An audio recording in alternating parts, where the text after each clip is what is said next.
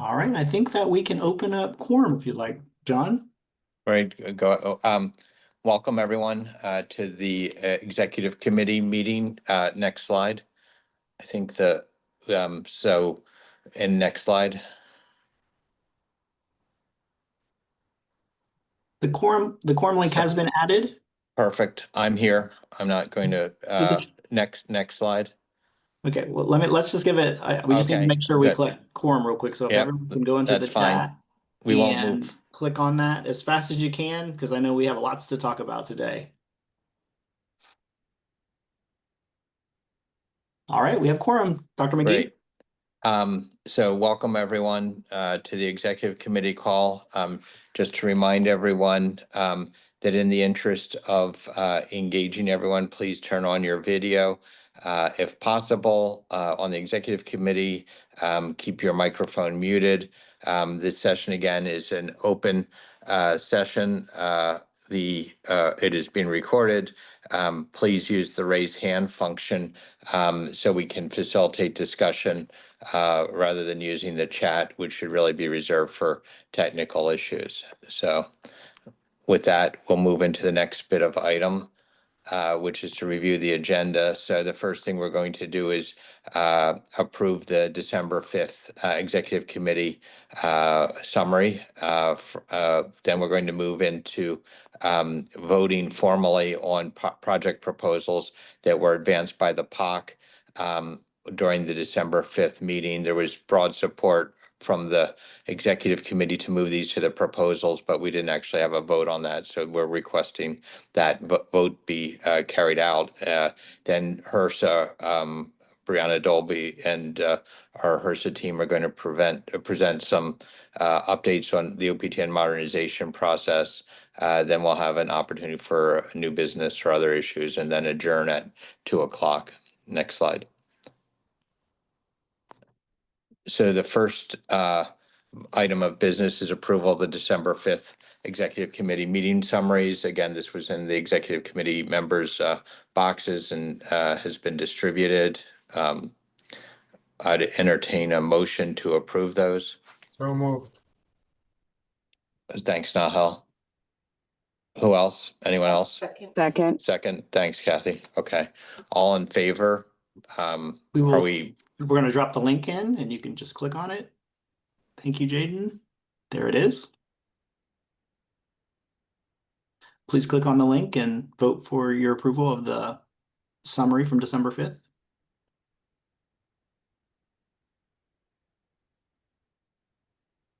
The motion has passed. 9 approve, 0 reject, 0 abstain. Thank you. Great, thank you. All right, so the next item of business is to discuss, or actually just to briefly mention the policies that have been advanced last meeting from the POC. The executive committee heard these presentations in depth and again supported them, but we just need to move forward with voting on them. Next slide. So the first one, there are basically 3 proposals that were reviewed during that meeting. One was increasing priority for multi-visitor, and these are not policies. These are approval for projects to work within the committees that sponsored them. So for the project development phase, not policy yet, and it's kind of the earliest step in this process. So one was to approve the POC recommendations to support these. The first one is increasing priority for multi-visceral transplant candidates. Second, clarifying the ABO typing and screening determinations, and then optimizing liver allocation. Next slide. So as you'll recall, the presentation and these again have been available to the executive committee members, and we heard these presentations before, so we did not have the committees come back for them. But the first one is a project proposed by the Liver and Intestine Committee to investigate ways to promote access for transplant for multi-visceral transplant candidates by updating the National Liver Review Board guidance, as well as to develop other pathways that might be considered for policy. So, Any questions about that work from the executive committee?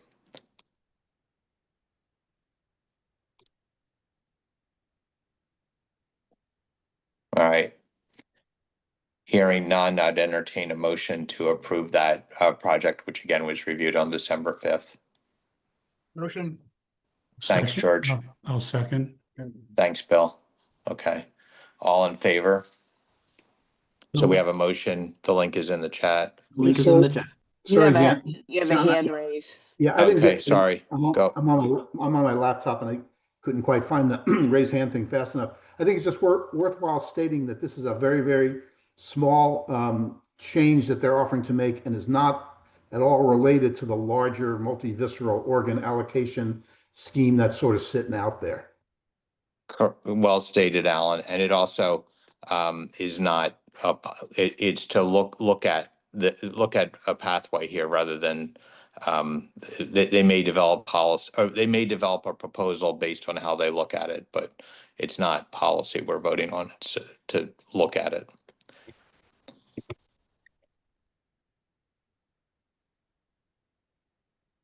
Any other hand? Sorry, Doug, I couldn't see the hands. Any other hands raised before Nope. we move No to other the hands motion? raised. The Okay. vote link is in the chat. So if you have Okay. not done so already, please vote.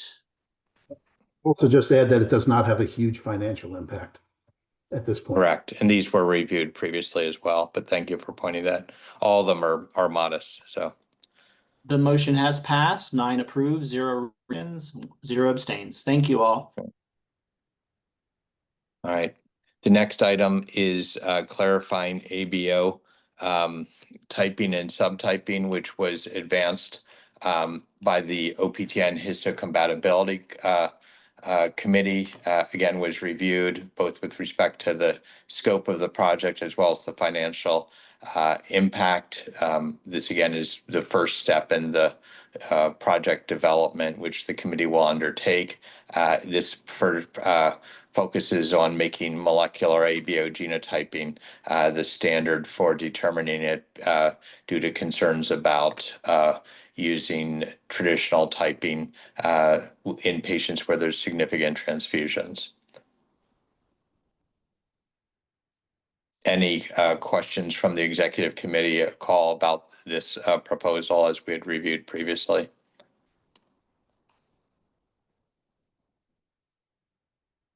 I don't hear any requests. I don't see any hands. I would entertain the motion as outlined here to clarify the ABO typing and subtyping as a proposed as allowing the histocompatibility committee to work on this project. Second. Thanks. Was that Kathy that? It is. Thank you. And did I hear a second as well? Okay. Thanks, George. Okay. Any further discussion on this item? I don't see any No hands. hands. Okay. So Jaden has dropped in the chat a voting link. Yes, please vote now.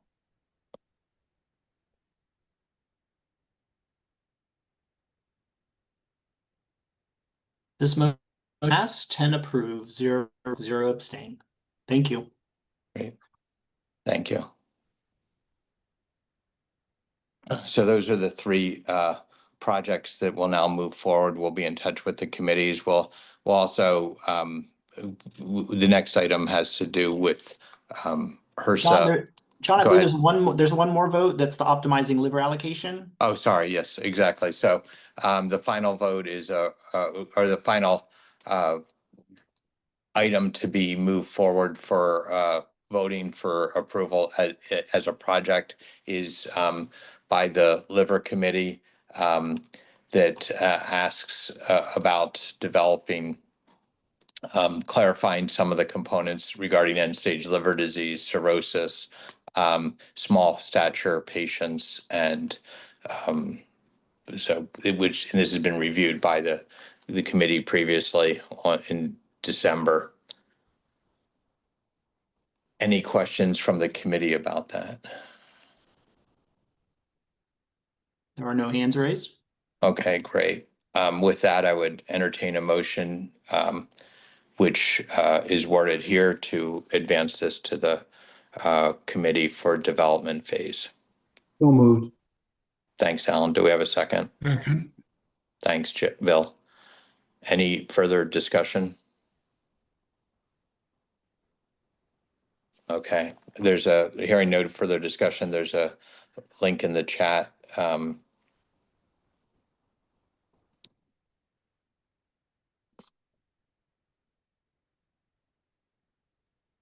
liver allocation motion has passed. 9 approve, 0 reject, 0 abstain.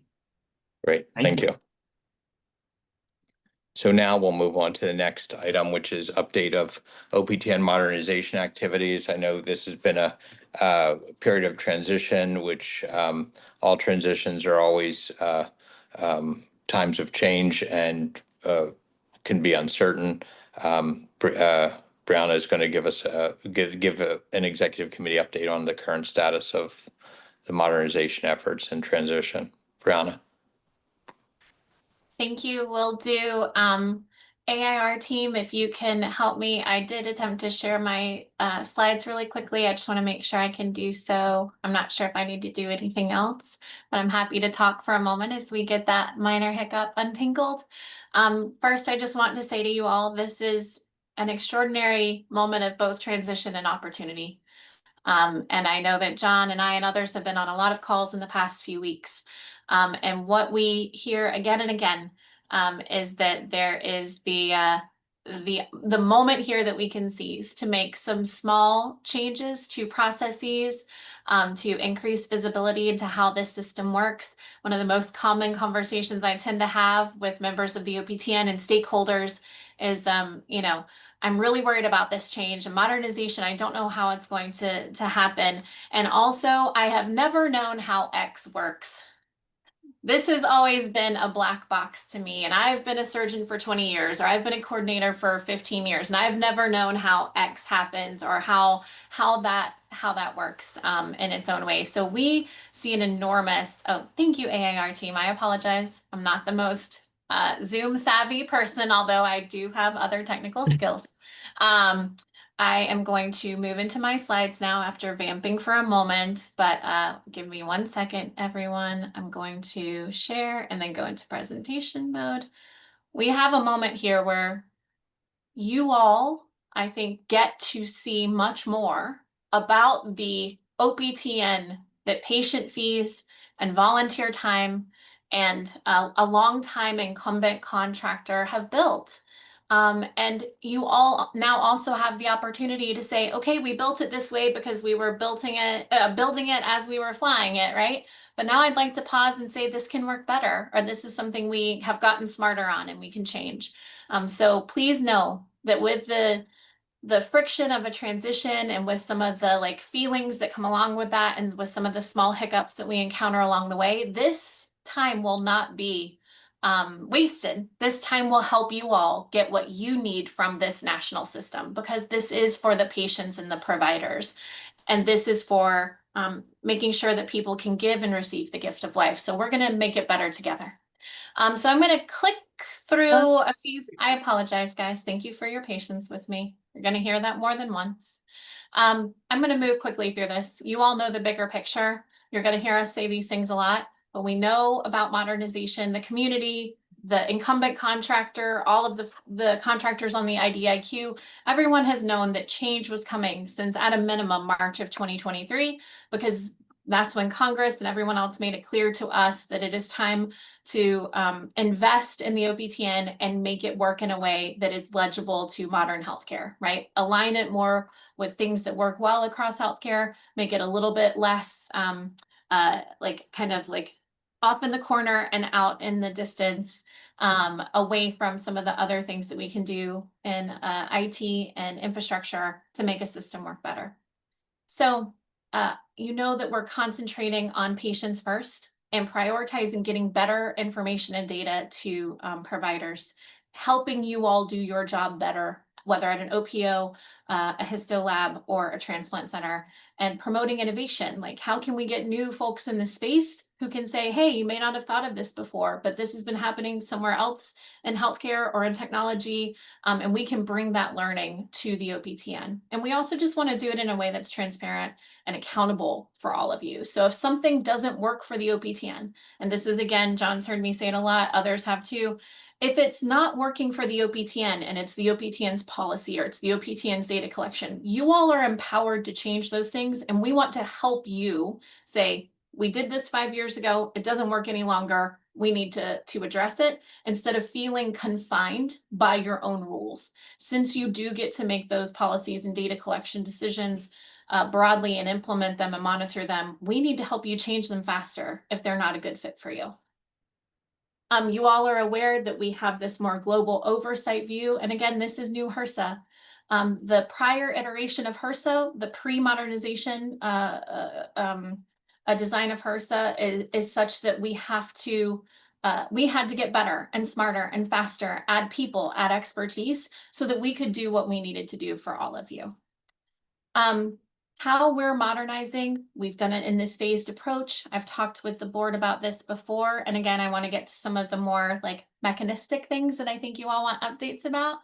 But it is phased purposefully because we understood when everyone said in 2023, like, if you're going to pull this apart, the worst thing that can happen is that you break it.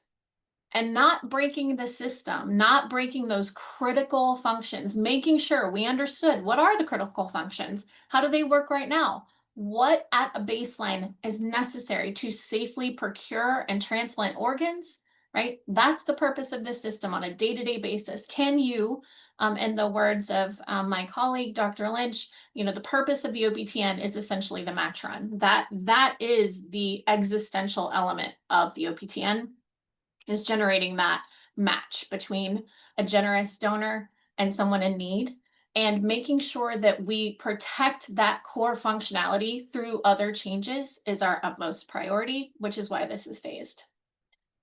You all understand and hopefully have seen our webpage and our bulletin where we pushed out this phased approach and explainer. Alan, I know you liked these slides. I put them here because you said they work, but everyone should know we're going to keep talking about this phased approach. We're going to hopefully have some videos on that webpage that explain this phased approach, but this is where we are.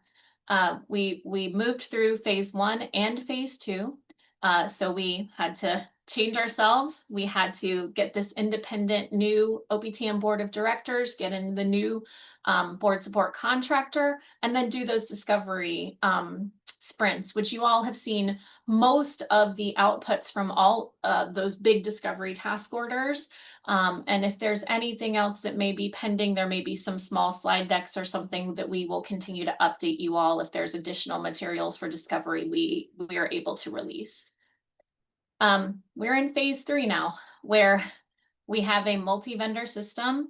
We have increased our program capacity to do oversight, and we saw for the first time at the end of December the transition of some long-held tasks by the incumbent to a bridge period where, until the new task orders are completed, we are holding operational stewardship at the HRSA level. So policy committees and safety and compliance work that left the incumbent contractor are now being held for this short-term bridge by HRSA to ensure the continued function of the OPTN. All other critical aspects of organ transportation, organ matching, organ procurement and donation, the IT and data systems, changing users in UNET, which I'm going to talk about in a slide because we get emails and I understand why you all are emailing, but we want to help you understand what continuity still exists and that those functions still are continuing. And again, we do believe, we are all here because we believe that an improved, stronger, faster, smarter, safer system is possible. And we are already getting so many ideas from you all. We got them in the discovery task order phase. I hope you all are enjoying some of those task orders, like reading through what those contractors found in their independent assessments. We know that there are ways to make this work better for all of you.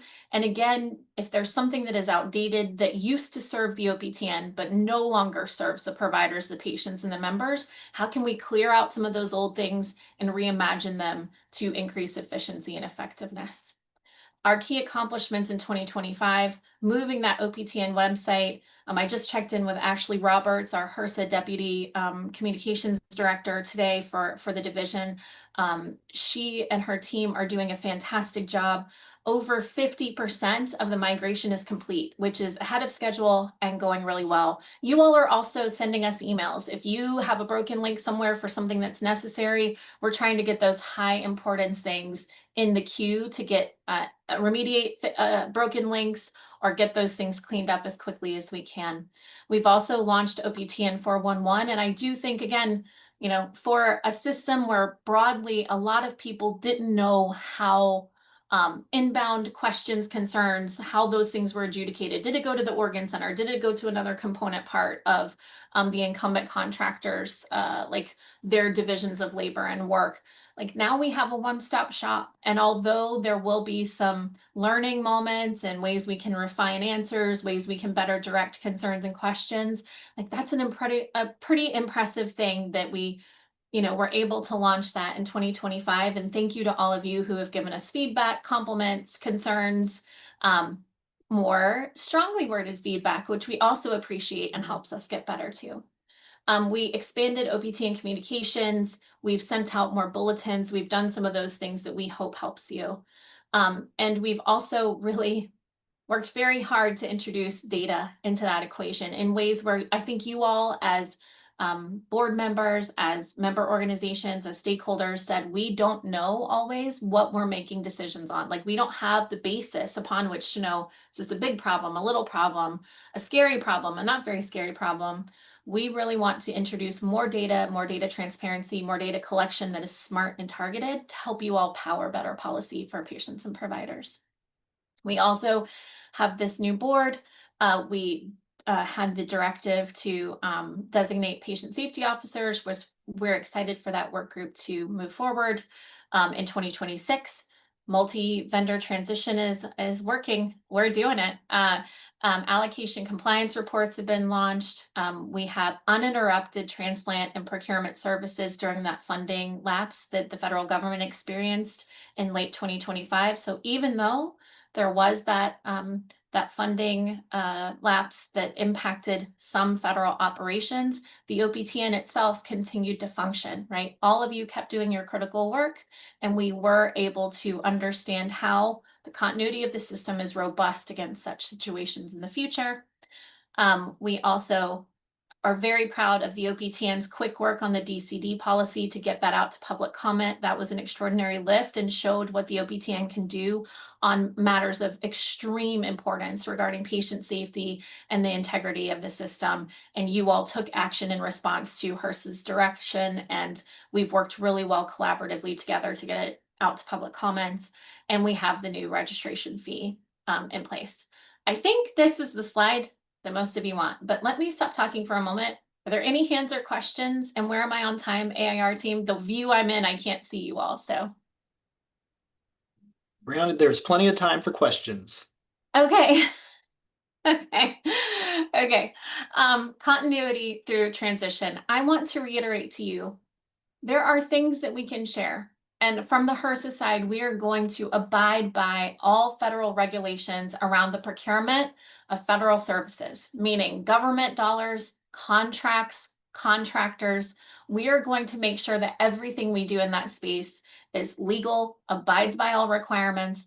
And we really want you all to feel confident that although in the OPTN program, change, multi-vendors, moving between vendors was uncommon, this is an occurrence that happens every day in HRSA and in HHS and in the federal government broadly. It is new to the OPTN. It is not new to HRSA. It is not new to HHS. And it is not new to our partner agencies either. Like this is something we do. Although it's uncommon here, it is very common elsewhere. And we're bringing all of those practices over. So this is a different kind of transition. And sometimes people say to me, oh, we're going to be doing this every year, every 2 years on everything, every time. No, you won't. because this was an unusual transition. It is unusual to have the kind of situation that the OPTN had in a single vendor, long time environment. It is unusual to also just have the contours of the transition that took place. That's not what you all should expect. You all should expect now that vendors, when HRSA contracts with them on the OPTN's behalf, will come to you. They will want to make sure that the transition between an old and a new is seamless. They will want to make sure that you are all getting what you need, and you won't bend to what a new contractor offers you. You, through talking with HRSA about the OPTN's needs, will get what you need from that contractor. Does that make sense? It is about what you want and making sure that the services that we procure on your behalf as the OPTN to ensure the OPTN's continued function meet your needs, not the other way around.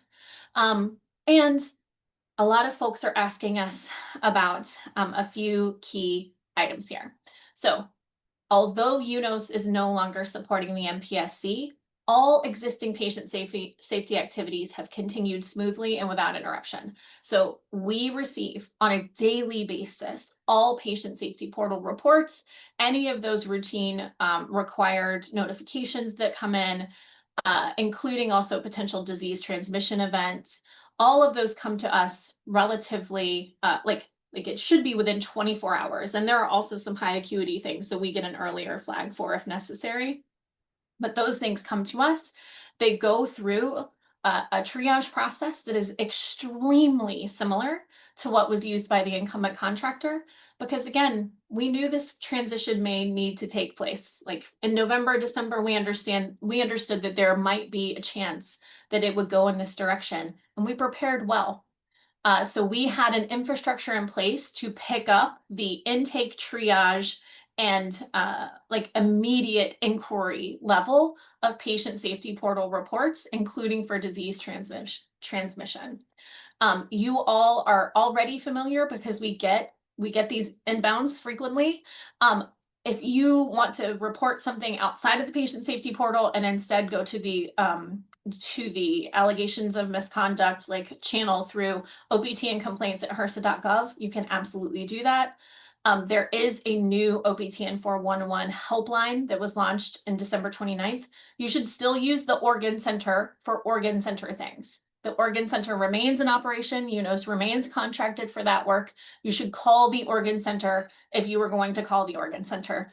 You do not need to call OPTN 411 instead. But for those items, which my colleagues can speak to more, like general inquiries and patient services, things like that, those more general buckets do go through OPTN 411 now. And if you all would like more information about that, my colleagues can give a deeper dive on the contours of OPTN 411.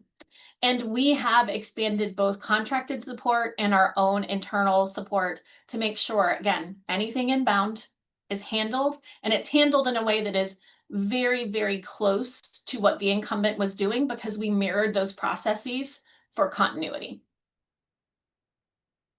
In the coming year, we're going to be successfully completing that cloud migration. We're going to refine our public-facing dashboards. We're going to continue to improve our oversight and help you all improve your oversight of OPTN member issues, concerns, right? Emerging safety issues or compliance issues.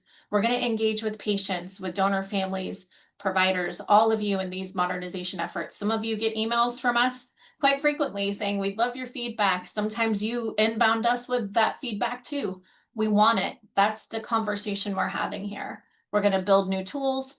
We're going to improve data transparency. We're also going to improve data access. I can't wait to tell you about some of those plans. So it's much easier for you to get the OPTN data that you need when you need it.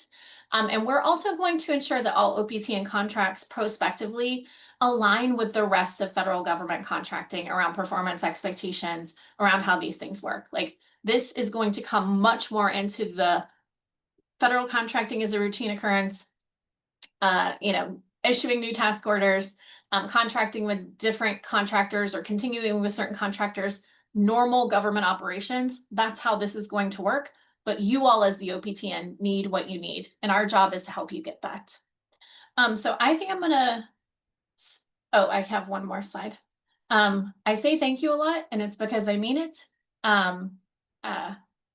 those of you who know me more personally or have interacted with me professionally before understand that my mother gave this gift and that my family has both needed the gift and has given the gift, people that I care about and love. And I'm here because for myself, for my team, for Ray's team, all of us together, we are here and as mission driven as you all are too. We are dedicated to making this system not only continue to function, but make it better, make it stronger, make it work for the patients and families, and always act as good stewards of this gift. So I'm going to stop sharing so I can see you better.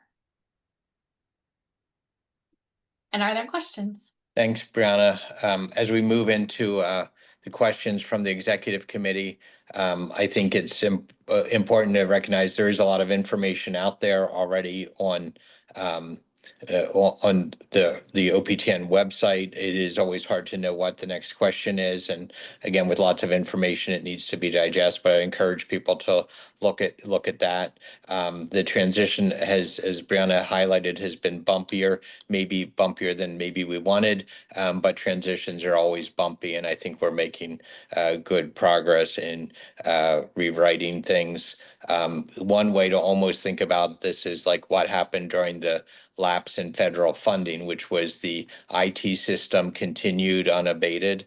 The ability to list donors, or enter donors, list candidates, execute on match runs, and allocate organs has continued. So the operations component, Brianna, correct me if I'm wrong, but that basically remains intact. And if you contacted them for tasks within that subset, continue to be the responsibility of that contractor. And if people experience blips, please let them know, as well as through the member email if it seems to be taking long. But that's a reasonable assessment, correct?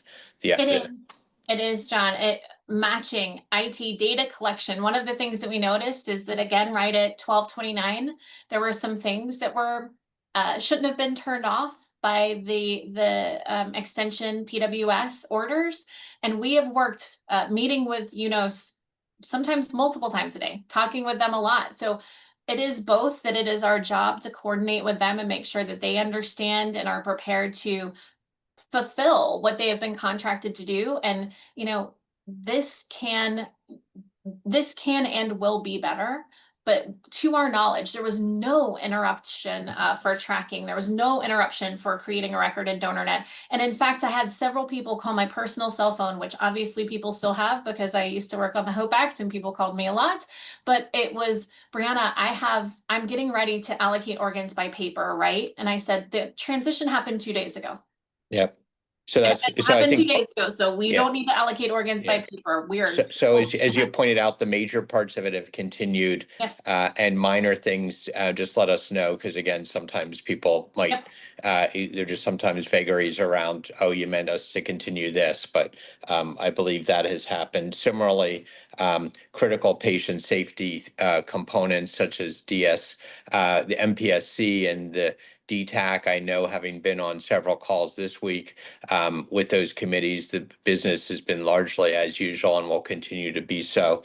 You did point out that that the HRSA team has helped in to provide temporary support, which has been both appreciated. And I just want to reiterate or the intent, as I think we all believe it is, this is temporary support. It's not assumption of these responsibilities. This will then be transitioned to the new contractor. So committee support will be through contractors, not the HRSA staff. So that will continue. It's, as you often say, lift and shift. So there's no plan to make committee support go away. It's just a transition. I'm just clarifying this mostly for my, just to summarize them. And I also like the, there's patient critical events, MPSC, also the board and all the board work groups that are currently underway, including the allocation out of sequence, NRP, are continuing. We've also had lung committee meetings this week as it relates to the recent change in lung allocation policy to make sure we can get that implemented, as well as the OPO committee and all the committees with components out for active public comment will continue to process those. So we see no delay in those steps. And I would encourage, again, just as a separate ad, anyone who wants to participate in the public comment process, they're available on the website. We've added the presentations, the actual video presentations to the board for those people who want to watch them on those particular links. And so that will continue. I also think that your framing of it as the black box is very true. It's an enormous enterprise, the OPTN, and there are lots of parts that people think they understand or don't understand or haven't been clear. So there's parts of that that are just becoming more apparent to people. That will include both learning and thinking about new ways to do it. I will say I've been on at least two as well. Many of the board officers have also been on these calls, but at least two major committee calls where was both initial angst or fretting, but that quickly, even in the space of a relatively short, within the space of one phone call, turned into thinking about ways of reimagining and making it better. So I think our task is, with this being a major big transition of the old way of doing things, we should think about how to do it better moving forward. So I just wanted to reiterate those comments. So open it up for questions from the other members of the executive committee or comments. I see Kathy's hand raised, John. Kathy? Yes. So I have a question about the committee work, because I know, as you mentioned, there's been some committee calls, but I know for the histocompatibility committee, it's been kind of just put on hold. Do we have a timeline for when the committee can resume work? And now we've got a new project on board that's near and dear to my heart about the ABOs. So I was just wondering if there's some kind of timeline, or if the committee can meet even without support, or how that's going to work. Sure, I'm happy to help, Kathy. I will just say it is not appropriate for the OPT, and please take my tone in a very professional, collegial way. We can't have off-books meetings. So it's just as a matter of fairness, this is a federal program. We just have to make sure there's records, the administrative record is complete. So again, off-books meetings put you all at tremendous legal risk, potentially. They put us at risk. They put everyone in a position I don't think anyone wants to be in, because this is a national system. But I appreciate that you all need to get moving on things that are urgent. That being said, we took great care with our project management contractor, Somoma. They were able to, because we had anticipated it, we knew that the meeting invites would fall off from the incumbent. And within, I think it was 48 hours, but generally we reissued those meeting invite series. We also cleaned them up. I hope you all noticed some of these small tweaks we're making. Now everything says at the front, is it committee? Is it leadership, right? It always says OPTN. So you all are busy folks. If you need to tell your hospital leadership or your OPO or lab leadership how much time you're spending on OPTN, you'll be able to search your calendar by OPTN and see all of those things. They're not named different things. They're not weird abbreviations for everything. We tried to make it just a little, like 1% better for you in the meantime. But Kathy, with an item that becomes a board priority or is a matter of urgent public health, patient safety, and I would assume that we should talk more with the board about that. But since you all have been given a charge, essentially, right, through needing to now work on something, we can turn on those meetings in this interim bridge period. You all get a calendar update that says, hey, now there's a Teams link. Like this meeting is now active, and it will have the agenda. We've done that already for a couple of other committees. But I think we'll talk with the board. We are trying to focus because, again, operating in this operational stewardship, we are doing first things first. Is it a critical patient safety matter, a disease transmission matter? Is it a continuity of, matching IT? So we're trying to be judicious and ask the board, okay, do you need this committee to meet right now? Can they meet in February? You tell us what your priorities are, and we turn on that, surge support for you. Yeah, I think that's just to build upon that, I think it's been a challenging time because in July, when the new board took over, there's a fair amount of resource intensive directives that needed attention, every hand on deck, and then also financial constraints due to many different facets of the fact we have a fixed budget. So I think that contributed to some things kind of slowing down. Then there was, of course, the lapse in federal funding, which made non-critical work stop. And again, critical work is in the eye of the beholder, but the major critical efforts regarding actually making transplants happen and patient safety and donor safety all remained intact. And then this transition period. But as Brianna said, as one example, the OPO committee, which has a comment out for public input, that committee, I would will integrate those comments and move forward as our standard. And as Brianna also said, as charges develop, we'll reseat committees and make things move forward. So it will take us we've also been working for the last 6 months of getting some assessment of the total universe of committee activities, which is both enormous and not necessarily provided in a way that is conducive, but it's hard to work through. So we look forward to receiving that soon, and that will help us setting priorities with the POC and the finance committee, providing input to the board. Did that answer your question, Kathy? Probably too much, but No, it did. Thank you. yeah. So, and again, I do want to research. That's a great example. The committees, the critical role of the OPTN board and volunteers in developing and monitoring policy, peer review, and the other core functions of what the committees do needs to happen. It is the best way of governance, I believe, of thinking about this very complex system, and we just need to continue to move forward with that. But I do not see, and we, like any large organization, will always continue to decide, is this the most effective way of doing it? But there's no short-term intent to deactivate anything. Other questions? Any other comments from the board officers that?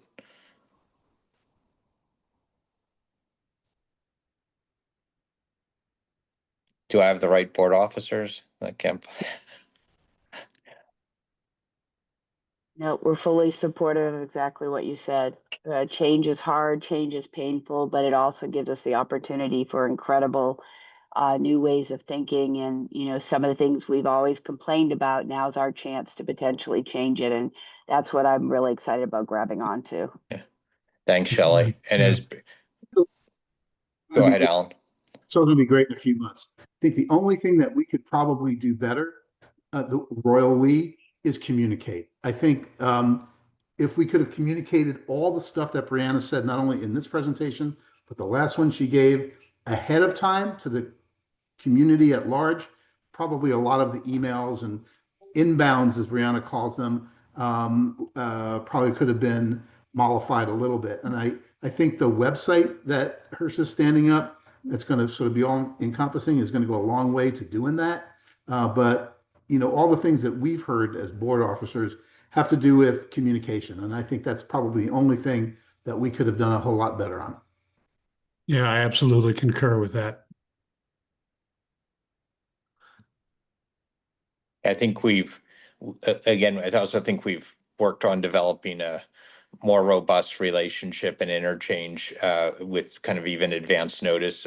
As much as the things we can know about, the earlier we can know about them, the more effective messengers we can be. We may not know who the contractor is, but again, just making sure that people understand that this as was said earlier, the black box that most people don't know about, the fact that this transition was coming has also been, messaged, and suddenly when it appears, it's always clunkier than you think. So, but I'm confident we will get through this. I'm confident that this will provide new opportunities to think about how we do business and make it more effective, more responsible, and just continue to advance transplantation in the United States. Again, all our success has been built using the fundamental parts of this system. We just need to think about how to continue to make it better. Any other comments or questions? I see Sam's hand raised. Sam? Hi, I did have one question, and I don't know whether this is a function of not having the functionality under not having UNOS running this, but I noticed the public comments are no longer as transparent as they were previously, whereas you used to post them and they pop up on the website, and now it's an email that you're sending. Is that a function of not having the ability to have them go directly to the website? Are they being moderated? I'm just curious why that change has happened. Sure, Sam, there is no moderation, there is no muzzling, there is no censorship. All of those things are antithetical to the way that we run things here and the way that this work is being done. That being said, there are sometimes comments that come through that have threats to the safety of the department. There are sometimes things that come through that do have to be reviewed. That is common in federal public comment, right? That there are sometimes people who say things that are outside of the boundaries of the appropriate communication. No one is being held back. Those are just being processed and uploaded. I would have to have Ashley talk to you all about some of the functionality. We actually, I believe, picked up the way that UNOS was starting to do this, because again, when you have open public comment, at times there are things that go up that would go up if it were direct, that would flag, right?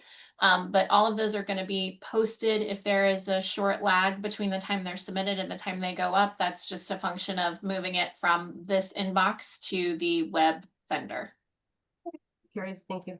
Yeah, and I think there's obviously the flaggable ones. I do think earlier today or yesterday we had talked about some potential glitches, which I think are temporary glitches. We also talked about the process, because as everyone will remember, public comment is often the contractor or staff helping us have often grouped the comments into sentiment categories, but which I think will continue. So that's good Yes. for the committees. But we also, I actually specifically asked this today and got the response I expected was if something doesn't fall into a sentiment category, it will still be there. So the entire universe of comments Yes. that are submitted will be reviewed and responded to. So that again, there's no effort to muzzle or hide. And again, the public comments will be public, both on the website for people to see, as well as more important, or not more importantly, but also so the committee addresses them. Mhm. That's again one of the principles which we've been built on, and I don't see that going away. And again, the stuff that's out for public comment, that's often where we get some of the best ideas. So I think that's a great resource, and comments that have been projects that have been under development. People are even saying like, well, let's just leave this for public comment. Should it be 10 or 12? It's like, well, let's see what the community thinks. So I do think it's another example of over communicating because there was a change. yeah, To recognize this is different, but yes, here is it not changing. We Yeah. recognize this is not what it used to look like. It is still functioning the same way. I think just Yeah. saying that out loud is important. yes, If there are 100%. any questions. And there's sometimes even glitches you don't anticipate will be a glitch, and that can be, so again, I think the fundamental principles are non-negotiable, at least from, I think, the board officer perspective. And I also believe our HRSA partners in the OPTN, as part of the OPTN, are also committed to those principles. Jen's hand is raised too, John. Jen, sorry. I just want to say, not to beat a dead horse, but I think just, the communication is key. At the end of December, there were a lot of people that were in panic. in the sense of, what's going on with this contractor now. And, I think we are very lucky with this board. Obviously you guys are incredibly educated on everything that's going on, but the patient and families that are out there, they are not educated on everything that's taking place, and we have to keep them in mind. So when some of this information goes out there and they hear snippets and bits and pieces, they go into panic because they don't know what's taking place. And these are the ones that we have to really take in mind because they don't know what's going on. So if they hear a tiny little inkling of something like that, they really think the sky is falling. Yes. And I don't know how we can go about, easing their fears without creating more work and more things, because I remember Shelley said, we don't want to constantly be putting out more and more content every time something takes place. And I really think that is valid. And Yes. I don't know how to go about doing this in that sense. I have some ideas for you, Jen. Can I help? Well, Absolutely. I think Yeah. we can all, appreciate that and take that. But I've seen this now all over the place, and we're moving forward, and obviously transplants are occurring and they're, obviously moving forward. But, I'm seeing this now constantly, their fears. I had a call 2 days ago with a patient, and a friend of his had passed away, and this woman, thank God, she ended up, saving 8 lives because she was a donor. But a friend of theirs, an anesthesiologist, said, oh, in North Carolina, maybe a transplant takes place once a week. And I had to go and display a myth, and I'll save you guys the story, but it's things like this that are taking place. So I think things like this are very important, that we need to go out and continue pushing forward. Yeah, I think it's key to to come up, as you said, just a way that we could even have a front page, because I don't think anyone, what the gap would look like, I don't think anyone fully anticipated until right before. And you also never can control what somebody will say to an individual patient, or somebody will even think without anything. So I think just having even a front page that any patient could look at to make sure that they know this was what is happening. So. Good point. This new site now, I don't think, patients and families know, Yeah. where now the resources now to turn with all these changes taking place, I think is Yeah. also going to be very helpful. Absolutely. Yeah. Other hands? We have Shelley's hand and then Brianna. Shelley? The only thing I want to say, I'd like to request of all of our board members is that we are going to get the communications from people who know that we are on a board. I think it's our job as board members is to try and reassure and calm those panicky emails and calls. We may not have all the answers for various reasons, and I totally support everything that's been said about earlier, more advanced communication. But we know that when we're changing from 40 years of doing it one way to imagining how we're going to do it tomorrow, that there are going to be gaps and breaks. And so as board members, we need to be reassuring, calming, even when we don't have the specific answer to give them, to let them know that the vital components are intact, we're committed to that, and the rest of the parts are being added, reimagined, so that we ultimately will be a faster, leaner, meaner machine, however you want to say it, so that we can try and reassure that panic rather than help drive any of that panic. Thanks, Shelley. Brianna, did you have a last comment before we end? Last comment, I would just say, one, Jen, thank you.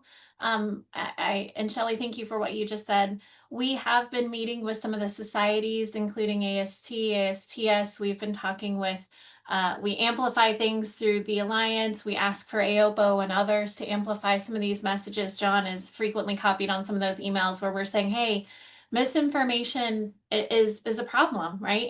And folks don't know if they're amplifying something that is a myth, or to your point, Jen, where you're having to help someone know, continuous function of the national organ donation procurement and transplant system. That is what we are here for. And that is what we've demonstrated. Some of the things that are, again, where I do not think you all should anticipate that every change prospectively will come down to some of these things. It is highly unusual to have the kind of structure that you all had.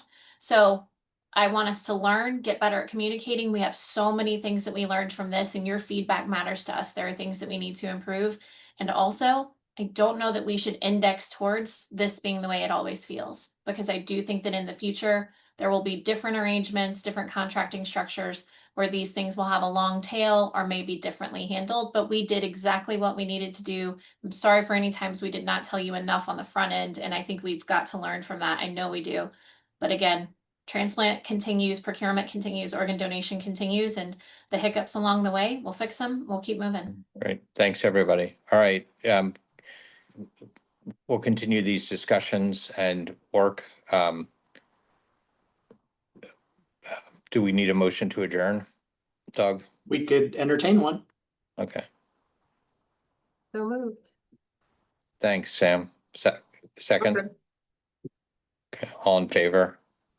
Aye. Aye, acclamation. All right, thank you all. Thank you all. All right, Talk to you bye. next week. Guys, Have a good day. Thanks have a again. nice weekend.